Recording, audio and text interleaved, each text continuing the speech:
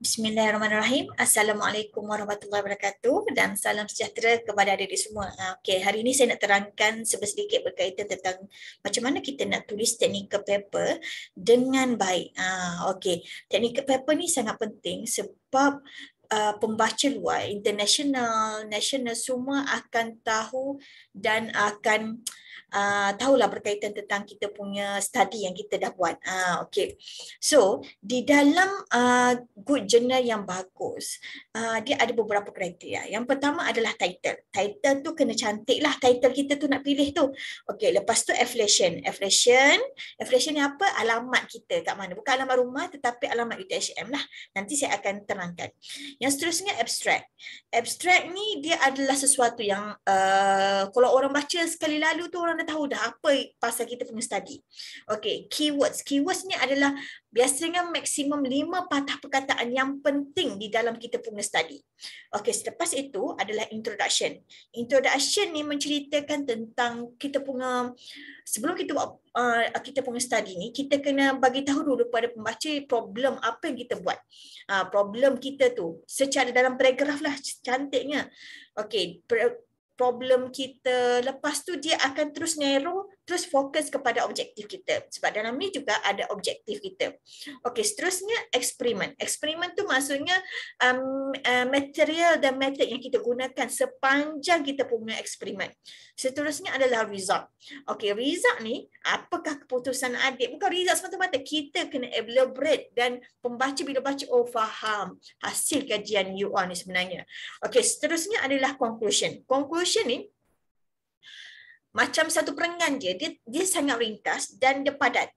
Dan dalam tu juga memang kalau kita baca tu memang conclusion tu memang apa yang you dapat daripada you punya study ni. Okay, then lepas tu baru acknowledgement. Okay, dan seterusnya adalah reference. Okay, jom kita pergi satu persatu. Okay, di dalam title yang bagus, yang cantiknya, dia mesti di dalam range 10 ke 15 patah perkataan. Itu yang cantik. Okey, 10 ke 15 patah perkataan lah. Okey. Bila sekali orang baca, oh dia sangat informatif. Dia sangat bila nampak, oh dah tahu dah. Itu adalah dia buat study apa, hasil dia apa. So dalam tajuk tu dia dah baca sekali haru, dah tahu dah dia buat apa. Bukannya kita cakap pasal, contoh kita cerita lah. Contoh ni limau. Kita cerita pasal limau, kita pasal limau, kita cakap tajuk title kita adalah limau je. Tak, kita kena cakap lah limau yang cantik berwarna orange. Macam gitulah. Tapi dia mesti kena padat. 10 ke 15 patah perkataan. Mungkin you study berkaitan limau ni, you study adalah manis ke tidak limau ni? Contohnya, itu simple sangat kan? Kanak-kanak umur 2 tahun pun dah tahu macam mana nak buat kan? Okey, macam cuba bagi contoh je kan? Okey, so kadar kemanisan limau, orange, baby ni lah, mungkin ada selama spesifiknya lah. So kita mesti kena lengkap dalam kita punya tajuk ni. Okay. Dan dia juga dalam tu juga ada keywords dia, yang perkataan yang penting-penting dalam kita punya study. Okay. Dan ini juga menyebabkan adakah pembaca yang lain dia sudi tak nak baca kita punya paper ni. Maaf kalau saya cakap jurnal ke paper ke technical paper ke benda yang sama je. Okey. So bila sekali baca lalu je, oh dah tahu dah. Ni bagus ni study ni berkaitan tentang apa. Okey, next. Mari kita tengok contoh jurnal-jurnal yang bagus. Okey, ni contoh dia. Characterization of calcium carbonate obtained from oyster and mussel shell and incorporation in polypropylene. Okey, kalau adik tengok ni, kalau dibaca pun adik tahu apa yang dia buat sebenarnya. Okey, mari kita tengok. Di dalam tajuk yang cantik mesti ada what you do. Apa yang awak buat? Eksperimen, sama ada simulation, review ataupun analisis. So what you do from this, okay, di dalam ni dia dah ada A dah, characterization. So dalam dia punya study ni, Michelle punya study ni adalah berkaitan tentang karakteristik. Dia nak tahu berkaitan karakteristik kalsium karbonat tu.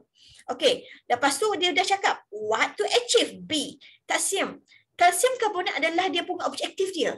Utama dia adalah kalsium karbonat. Ini adalah benda penting dalam dia punya study. So dia kena masukkan dalam tajuk tu. Okey, seterusnya how to do that.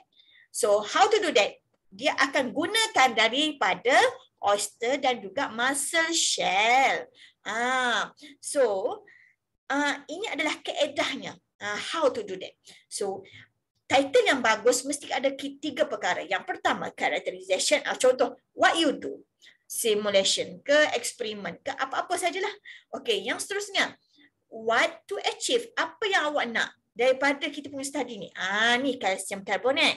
Okey, C, mestilah kena ada how to do that. Macam mana you buat benda ni? Macam mana you lompat ke, you buat apa ke, macam mana you buat? You kena terangkan secara saintifik. Yang lebih jitu dan padat. Okey, mari kita tengok lagi satu lagi contoh yang bagus. Okey, ini removal. So, what you do? Apa yang awak buat? So, removal. Lepas ni, ini kita punya objektif kita, nitrat dan juga fosfat. Okey. Lepas tu, ini adalah kaedah kita, Bichlorella vulgaris chlorina. Nama dia lah ni, nama saintifik dia. Ini adalah yang kita buat. So, ini adalah sangat-sangat informatif. Orang baca sekali dia dah tahu dah apa yang kita buat.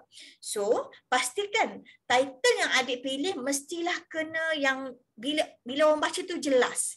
Bukannya dia tulis cakap limau. Limau tu apa? Apa yang nak dibuatkan dengan limau? Kenapa dengan limau? Jadi tak naklah orang macam contoh sesuatu yang kadang-kadang kan kalau orang buat iklan, dia bagi sesuatu yang macam nak suruh orang soal. Kadang-kadang bila orang soal malah pula nak menjawab. Jadi apa kata kalau kita letak tajuk yang cantik, yang lebih jitu dan kemas. Macam itu. Okey? Okey. Seterusnya, okey.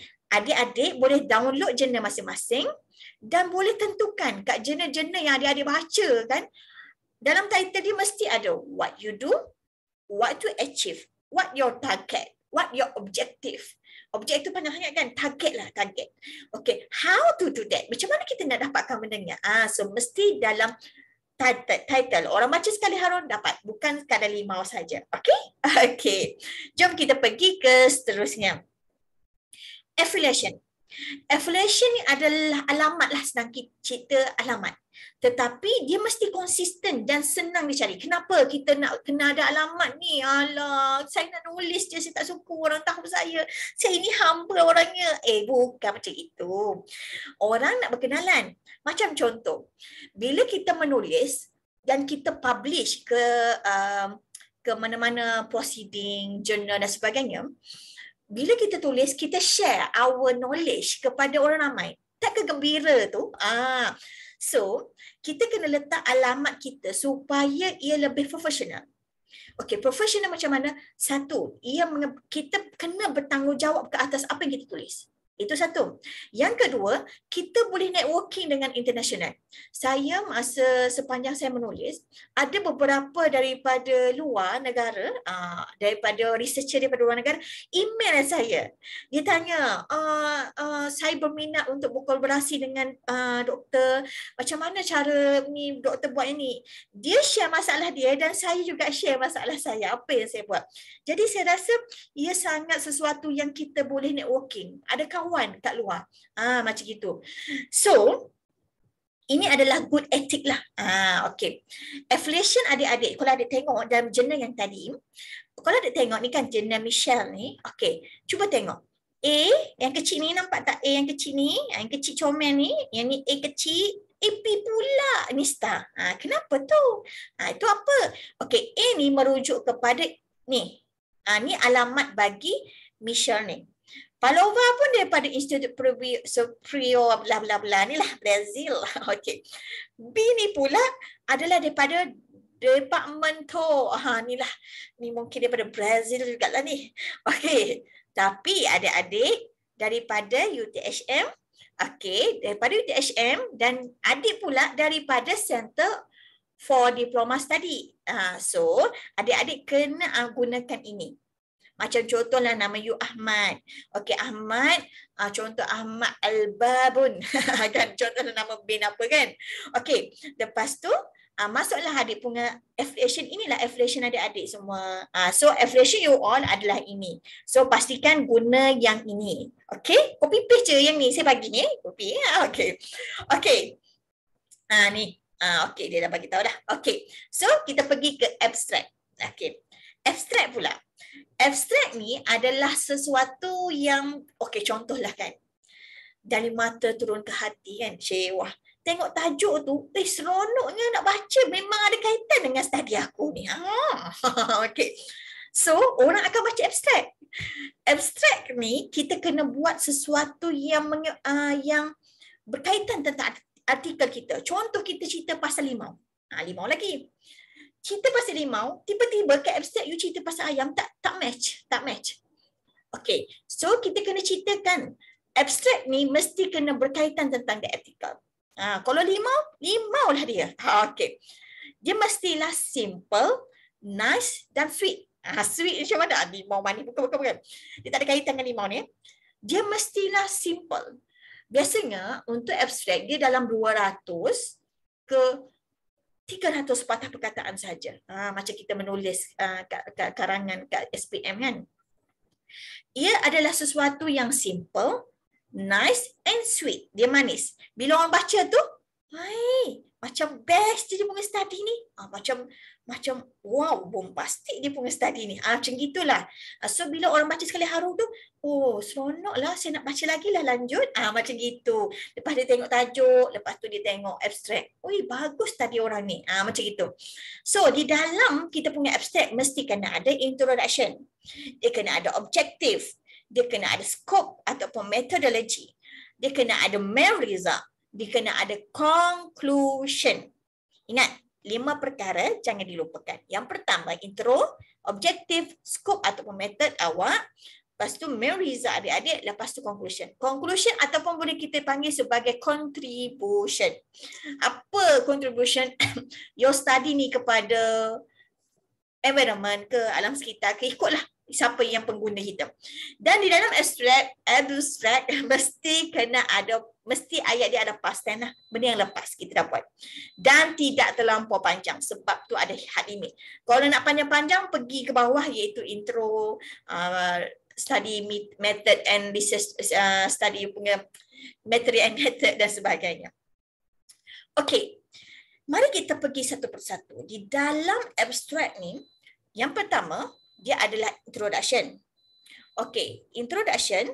Okey, dia satu perkataan dah cukup dah introduction ni. Okey, seterusnya objektif. Lepas objektif, you kena pergi ke scope.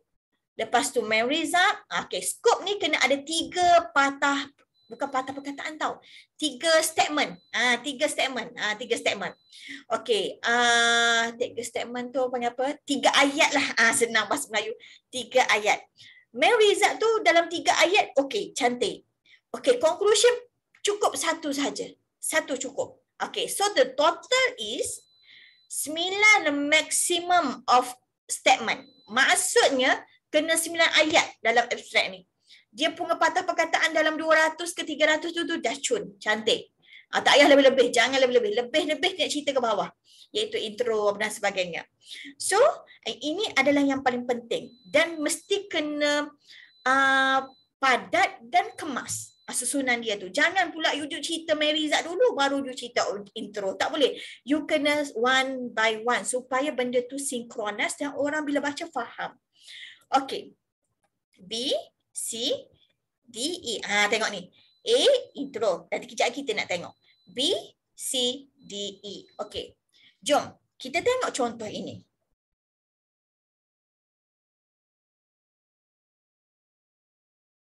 Okay, kalau ada tengok contoh ni, abstract, okay.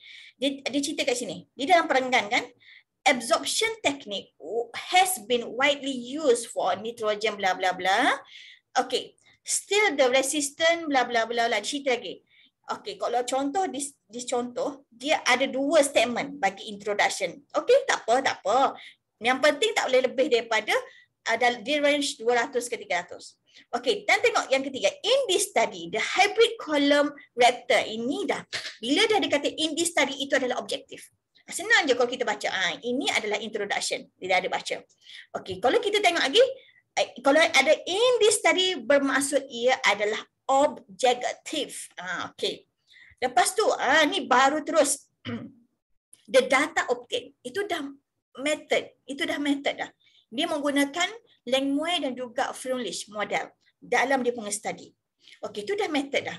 Okey, selepas tu main result. Main result dia tengok ni. Di dependency, resistant bla bla bla bla sampai habis.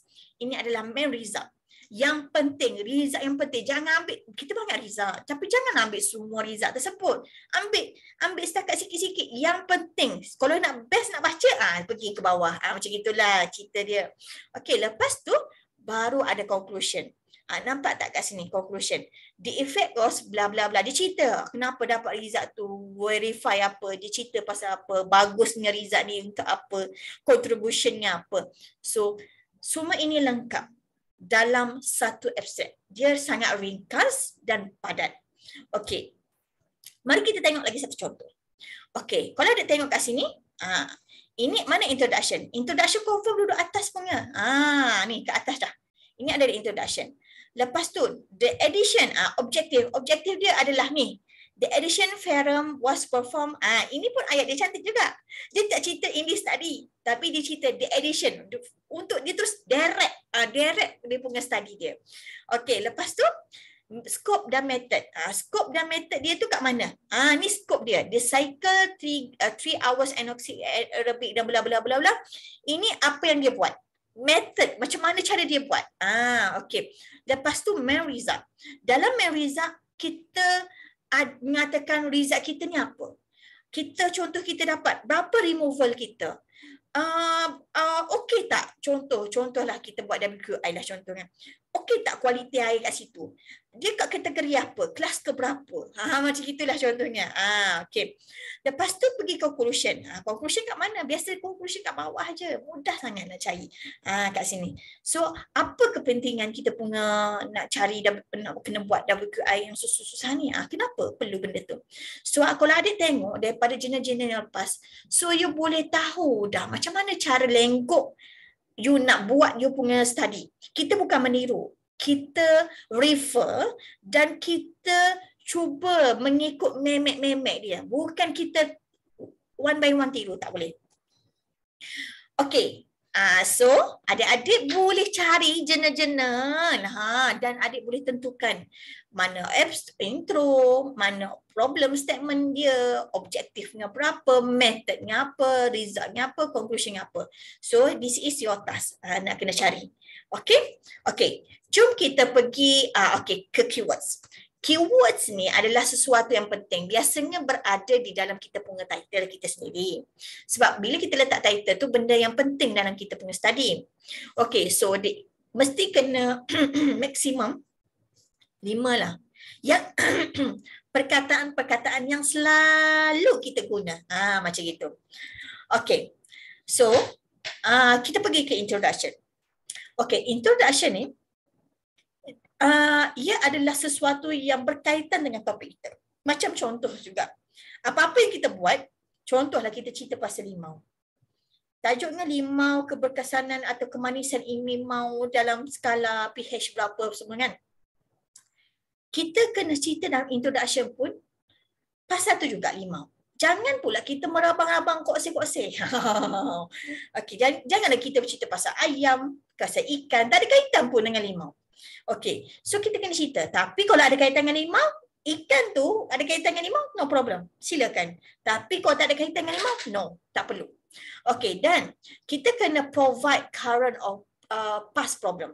Okey, kenapa kita cerita pasal limau ni kan? Limau ni ada masalah ke? Jadi kita kena bagi tahu. Kenapa kita buat study pasal tu? Pasal apa kita buat that study? Kita kena cerita. Dan pastikan you kena ada citation. Dalam introduction, you boleh banyak citation, no problem. Tapi betul lah you citation, you refer that journal. Okay. Dan literature you all, citation you all, reference you all tu mesti dalam 3 tahun yang kebelakang. Means, kalau sekarang tahun 2022. 2022 dah ada study. 2021, 2020. So ni yang terbaik. Okey, yang lain-lain tu support je lah, jangan hangat. Yang banyaknya mesti kena 2020, 2021, 2022. Kalau you 2023, so anjak-anjak lah. Okey, banyak study-study sekarang berkaitan tentang you all punya. Okey, dan dia tak bolehlah panjang sangat, tak boleh panjang sangat. Okey, dan mesti dalam ni juga ada reference citation yang banyak lah, macam saya ulang tadi. Okey. Di dalam introduction mesti kena cerita daripada awal tu benda yang besar, lepas tu makin kecil, makin kecil, makin kecil, makin kecil. Daripada yang besar kepada yang makin halus kecil. Dia tak boleh you cerita objektif dulu baru you cerita, tak ada susunan, tak boleh. Tak boleh. You kena susunan cerita. Contoh daripada problem dia tu. Okey, daripada problem dia tu you cerita. Okey. Cerita pasal air eutrophication. Contoh kan masalah air berwarna hijau di sungai. Ia menyebabkan masalah tersebut disebabkan oleh datang daripada fertilizer, air sungai dan sebagainya, contoh kan. Okey, penggunaan fertilizer tu ia akan terus masuk ke sungai. Sungai itu akan melakukan proses eutrophication yang menyebabkan aquatic di dalam tu, dan pengguna air sungai tersebut akan menyebabkan air itu kotor dan kandungan fosfat yang tinggi. So apa kita nak buat? Okey, fosfat tersebut banyak dah orang buat treatment air. Biological, physical, biological secara physical, chemical pun ada orang buat. Okey, tapi dengan semua tu perkara tu adalah sangat mahal. So apa perlu kita buat? So mungkin kita buat absorption. Absorption ni dia ceritalah satu. So you punya treatment, you all yang buat, you kata nak treatment air tu kan. Okey, so apa yang you buat pasal treatment you all ni? Okey, you ceritalah kenapa kita buat benda ni, kenapa benda ni. Terus sampai ke your objektif yang terakhir sekali. Okey, sekejap. Saya bagi contoh. Okey, saya bagi contoh. Kita tengok this journal. Okey, kalau ada tengok, nampak tak journal ni? Okey. Kalau you all tengok journal ni, dalam introduction dia 1, 2, 3. Ada 3 perenggan je. Dan dia banyak ada citation. Tengok 1, 2, 3. Ni banyak citation. Tengok. Dalam introduction dia ada 14 citation dah. For this journal lah, dia ada buat jenis macam numbering citation. Kalau you tengok di dalam contoh journal ni, dalam journal ni dia berkaitan tentang saya punya study lah, phosphorus. Okey, kalau dia tengok, phosphorus is usually considered to be limiting nutrient in reaction. Okey, dia cerita pasal problem. Okey, dan dia cerita pula di dalam amount of phosphorus kita boleh buat treatment menggunakan pelbagai jenis treatment seperti chemical dan biological treatment. Ni saya cerita tadi. Tetapi kita cakap pula the principal phosphorus is exiting bla bla bla, dan dia kata pula absorption yang saya buat study sekarang lah. Absorption adalah sangat ekonomi. Maksudnya kenapa kita buat benda tu, dan dia bagi tahu, dia puji pasal benda tu, dan dia cerita lagi dalam beberapa tahun ni ramai orang buat absorption menggunakan berbagai jenis material, macam contoh polycarbonate, slag, pitch dan sebagainya. Semua ni adalah penting dan lebih cost efektif. Itu penting sebab kita nak cerita pasal kita punya study ni. Okey, dia mula daripada rasa besar masalah dulu, lepas tu dia sikit. Dia terus pergi ke kita punya, dia cerita lagi. Sorry. Kat China ni, dia cerita banyak sangat menggunakan pearl.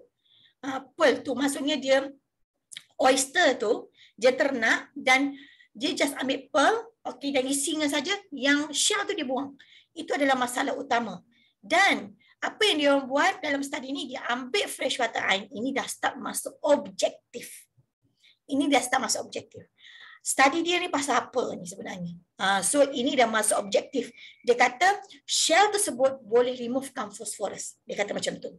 So in this study ini dah start masuk dalam dia punya objektif lah. Perenggan terakhir biasa dalam introduction mesti kena objektif. Okey. Okey, kalau adik tengok, sekejap saya share slide.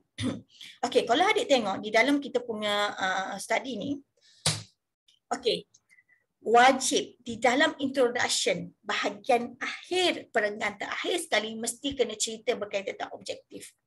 You kena cerita apa objektif you punya study ni. This study is aim. Saya terus ni cerita. Saya ambil jurnal lain This study. Kalau ada nampak di study akhir introduction tu betul lah tu dia buat tu. So dia mesti kena cerita. Dia boleh buat numbering macam ini tapi you kena dalam perenggan. Okay, this study is aim carrying out test on treatment bla bla bla. Lepas tu the principal objective are satu to study dia lah. Okay, and to explain bla bla bla bla. Okey, ini berkaitan tentang dia punya objektif. Okey, method dia gunakan. Dan ini contohnya yang terbaik. Di dalam last paragraph mesti kena benda yang concise. Dia mesti kena padat dan mesti kena lengkap. Okey, kalau ada tengok dalam ni contoh peringkat terakhir mesti kena ada objektif A tadi. Okey, saya back balik. A to study bla bla bla. Okey. Lepas tu mesti kena ada method secara ringkas je lah kita buat pakai apa. So dalam study dia dah buat using hybrid bla bla bla bla bla. Okey, lepas tu mesti kena ada expected result. Expected dia apa dia? Iaitu mass transfer model for different bed depth. Ni sorry agak tinggi sikit ayat ni. Tapi ni pasal modeling lah. So expected result mesti kena ada dalam ni. Okey, sama juga dalam ni. Kau boleh tengok contoh lah to create objective, apa method apa yang kita buat dan juga expected result. Okey, so adik-adik boleh tengok dan study jurnal masing-masing yang berkaitan tentang study you all. You boleh tentukan last paragraph introduction mesti kena ada objective, method, expected result. Dia tak perlu point. Dia dalam paragraph. You kena uruskan you punya daripada you punya tesis tu, you kena pergi masuk. Sangat mudah sebenarnya. Bila you dah ada benarnya, you sangat mudah. Terus masuk dan ubah sikit ayat bagi dia ringkas. Okey. Seterusnya kita pergi ke materials and method.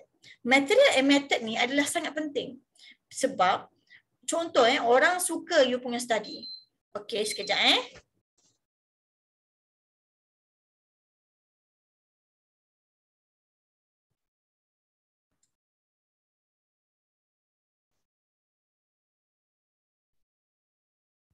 Okey, sekejap.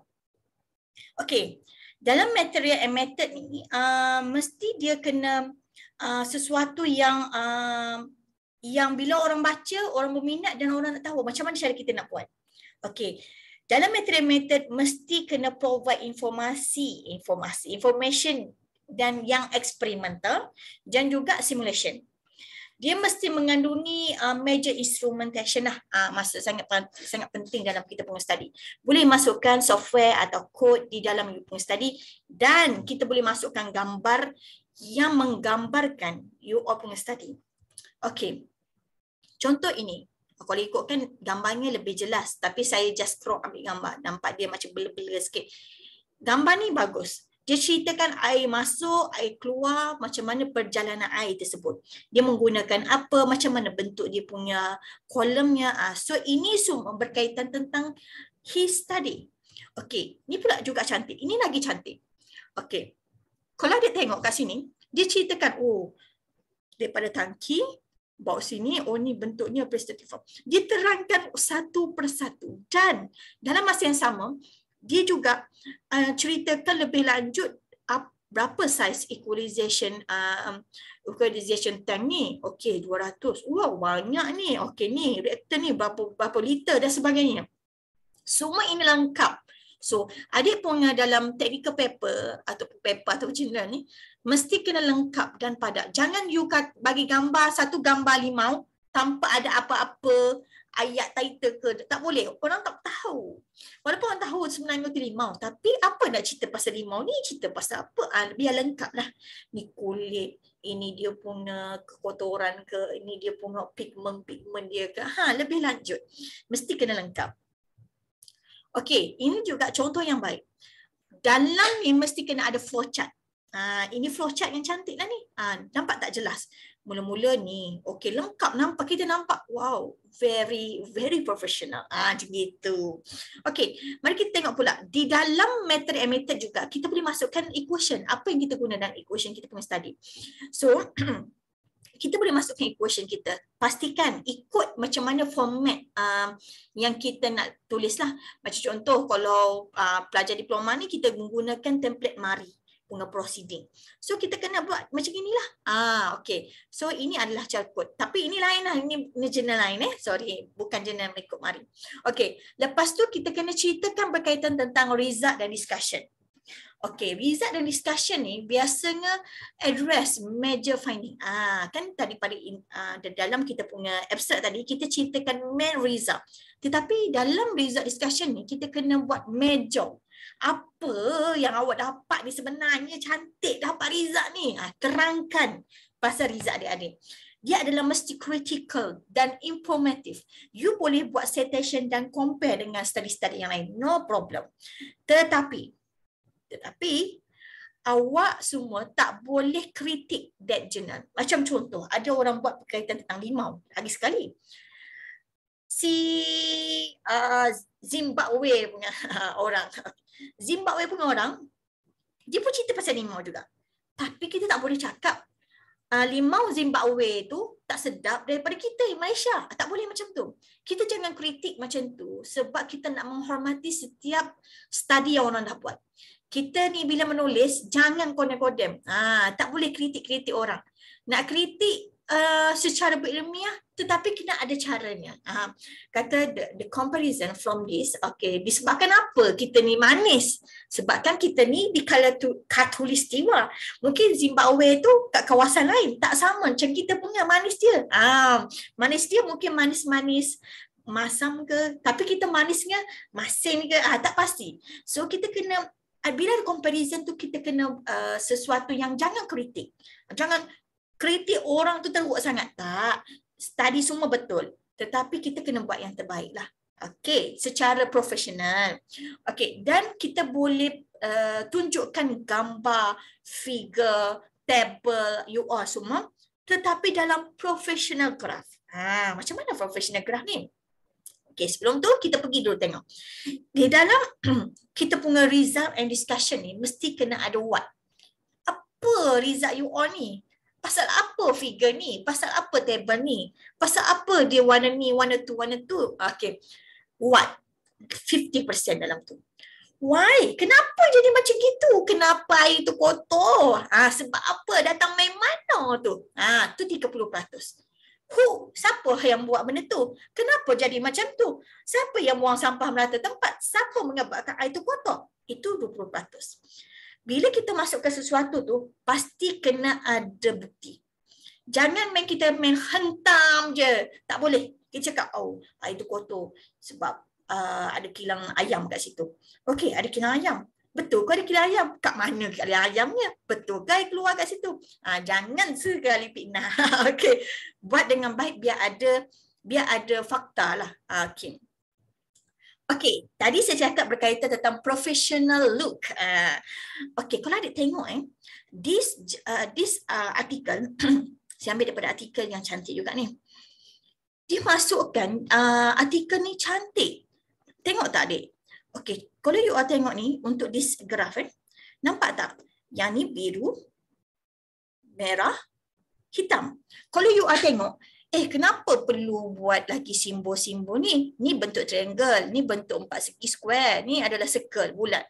Kenapa tak buat semuanya bulat-bulat-bulat? Kenapa? Biarlah color, tak boleh macam tu.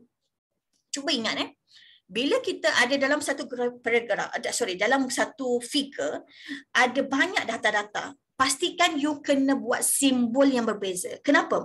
Bila orang print kita punya paper, tiba-tiba pula orang tu rabun warna dan ataupun dia print out hitam putih. Bila dia print out hitam putih, dia tak dapat capture. Ni yang mana satu mana satu MG, mana satu KOP, mana satu OP. That's why kita kena buat simbol walaupun kita nak colorkan dia. So adik-adik kena buat simbol yang berbeza dalam satu figure yang sama. Kalau ada data yang banyak-banyak, mesti kena buat simbol yang berbeza-beza. Sebab kita kena fahami ramai orang baca kita punya study ni. Kita kena bagi mudahkan orang buat. Okay? Kalau kita buat dapat pahala. Okay. Sama juga macam ni. Cantik kan? Ni perbezaan dia punya result. Memang cantik. Kalau saya kan saya tengok ni cantik lagi. Macam maksudnya cantik lah. Cantik. Result dia ni cantik. Okay. Tak apa. Result tak cantik tak apa. As long you all boleh fahami dia. Okay. Mari kita tengok yang seterusnya. Sekiranya dalam tiba-tiba kata, saya nak buat satu title lah doktor. Saya nak buat satu title. Saya nak masuk semua gambar-gambar. Kalau ada 4-4 lah. Kalau ada 6-6 lah. Okay. Boleh? Dengan syarat. Okay. Mari kita tengok syarat dia apa. Okay. Cuba tengok this artikel. Figure comparison bla bla bla bla at A 10. Oh, A mana satu A? Ni 10A. Awak jangan explain di dalam this figure yang 10 ni. You kena explain kat sini. Tulis kat sini. B ni apa? Oh, B30 mana 30? Ni tengok ni B30. Okay, C. C apa? Tulis kat sini. D apa? Tulis kat sini. So, ini semua you tulis kat dalam figure. Figure ni, dalam tajuk. Tajuk ni panjang tak apa. Jangan tajuk tu pendek-pendek. Jangan pula you letak tajuk kat sini, tak nak. Kita nak you just coding kat sini. Bukan code lah. You code kat sini. A, B, C, D. Okay. Kalau adik tengok kan. Ini tengok bentuk dia. Tengok. Walaupun orang ni print hitam putih. Namun begitu dia ada perbezaan color kat situ. Contoh. Kalau grayscale. Kita boleh bezakan lah. Kalau color contohnya hitam. Ini macam kelabu. Kelabu cerah lagi. Ni putih. So nampak perbezaannya kan. Ataupun dia boleh buat comparison. Benda ni sama je sebenarnya tengok paksi dia ni. Semua benda yang sama je. Sebab tu dia hanya membezakan begitu sahaja. Okey. Okey, satu lagi contoh. Graf yang cantik. Dia ni dah zaman dulu, agogo dulu. Zaman agogo dulu. Kalau adik-adik tengok ni kan, ni contoh graf dia. Satu, nampak perbezaan bulat. Apa ni bentuk ni macam bakteria ke? Okey, lepas tu bentuk triangle, 4 segi dan bentuk macam dia 4 segi tapi dia sengit macam gitu kan. Okey, diamond. Okey, nampak kan cantik result dia.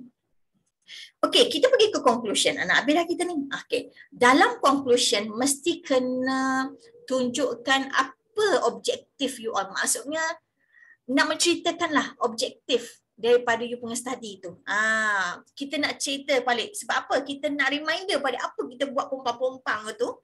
Tiba-tiba sampai ke conclusion. Mesti orang tak tahu. Mesti orang kita nak remind balik semula. Revive pula dah. Okay. Ia mesti kena short, sharp and sweet. Sweet lagi. Okay. Bukan limau Bukan limau yang sweet Okay. Limau ni insyaAllah sweet. Okay. Okay. Dan mesti kena benda yang pendek. Satu paragraf dah okey dah. Tak boleh panjang-panjang. Tak perlu panjang-panjang. Okay. Selepas tu, kita boleh dalam bentuk bullet pun boleh, no problem. Tapi saya sarankan you all buat dalam paragraf. Dan kan kita ada objektif kita tadi, dia menjawab semua apa yang dalam objektif kita. Dan memang akan refer kepada study kita. Jangan pula kalau you cerita pasal limau, you cerita pasal ayam, cerita pasal ikan yang tak ada kaitan langsung pun. Kecuali ada kaitan. Okey, lepas tu pula mestilah kena ada apa contribution you punya study juga. Conclusion ni adalah penutup lah. Macam gitu. Okey. Ni contoh yang terbaik. Okey, dia cerita on the purpose bla bla bla bla. Okey, lepas tu di study bla bla bla show apa result show. Okey, cerita balik semula. Lepas tu kenapa kita buat benda ni, efektifnya apa, untuk apa. So semua ni berkaitan tentang itulah. Okey, so kita pergi ke acknowledgement. Okey, mari kita pergi ke acknowledgement. Dalam acknowledgement mesti to show the teamwork, sponsor and other commitment. Mesti dia kena dalam setiap technical paper kita mesti kena ada penghargaan. Kita nak menghargai siapa? Menghargai UTHM pun boleh. Kita nak hargai kalau kita ada geran masukkan number geran kita.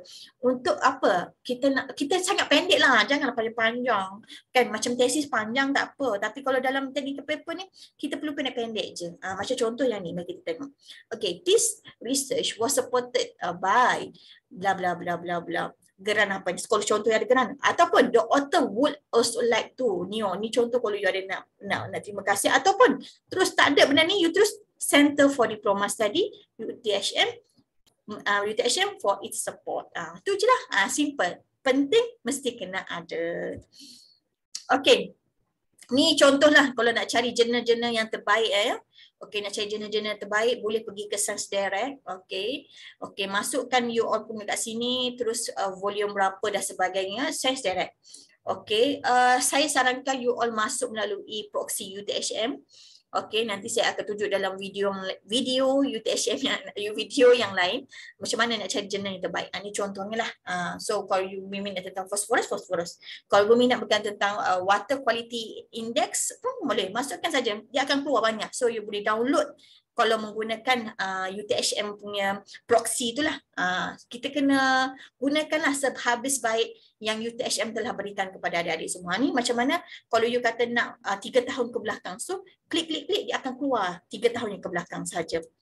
Okey, boleh masuk dan copy paste saja dan boleh save dalam Mendeley. Okey, nanti tengok dalam video saya macam mana nak buat dalam Mendeley. Okey, saya tak beritahu lanjut lah sebab nanti saya akan tunjuk dalam cerita Mendeley nanti. Okey, don't worry, saya akan berikan juga slide ni. Okey, kalau tak dapat kena tanya saya lah, takut saya tak terperi lah. Okey, you can open. Okey, ini juga adalah contoh reference, bukan contoh format cara penulisan reference tersebut. Okey, kalau macam mana kita nak kira kalau books, macam mana nak tulis book ni? Cara penulisan books. Kalau chapter in books, macam mana pula cara penulisan dia? Contoh, kita tengok satu contoh ya. B. Klaus and P. Fan. Ini nama penulis. Andai kata nama saya Nurul Hudai binti Abdullah. N.H. Abdullah. N.H. Abdullah. Tak perlu binti. Tak perlu binti, tak perlu bin. Binti-bin tu kita buang dulu. Okey, kat sini kena tulis N.H. Abdullah. Okey, ni adalah Robot Vision ni adalah nama tajuk buku tersebut. Cambridge ni daripada mana? Daripada dia negara mana? Contoh Malaysia lah dia. Kalau ni Cambridge, okey. Okey, lepas tu MA. MA ni okey, kat mana tempat dia? Ini adalah penerbit dia, MIT Press ni. Penerbit dan tahun bila. So ini adalah yang penting lah. Jurnal artikel pula macam contoh NH Abdullah, koma.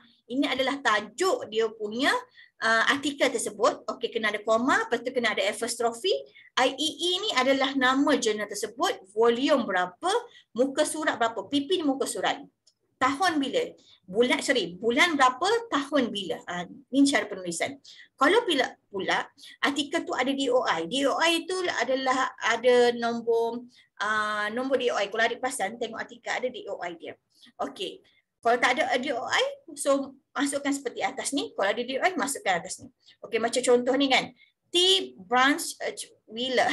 Okey. ET all. Kalau dia ada penulis yang ramai, lebih daripada 2 orang, maksudnya 3 orang dan ke atas, so kena tulis ET all pula. AL dot comma. Ni tajuknya dan sebagainya. Okey. Ini pula cara penulisan dan sebagainya. Nah, adik-adik boleh tengok. Okey, macam mana cara penulisannya. Okey. Ini juga macam mana cara penulisan bagi method penulisan bagi jurnal dan sebagainya. Okey, itu saja daripada saya. Kita jumpa lagi pada next video pada masa akan datang. Assalamualaikum warahmatullahi wabarakatuh.